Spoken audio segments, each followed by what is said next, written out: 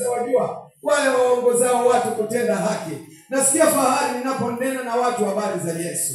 Nasikia fahari ninaponena habari za Yesu kwa watu waliopotea. Nena, usinyamaze, waambie watu kazi ya kuokoa ni ya Yesu. Sema na watu kuhusu Yesu. Kanisa hili limejijenga katika uti wa mgongo kuwafikia watu. Tunawafikia watu. Nisaidie kumwambia tena jirani yako, fikia watu. Fikia watu. Tumepewa huduma ya upatanisho. Nisaidie kumwambia tena jirani yako, huduma ya upatanisho. Tuwapatanishe watu na Mungu wao. Kuna watu wamegombana na Yesu kwa ajili ya dhambi. Kuna watu wamegombana na Yesu kwenye ulevi.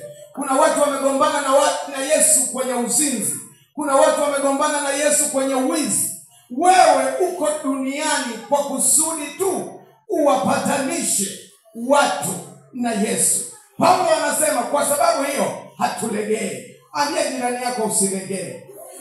Ambia jirani yako usilegee.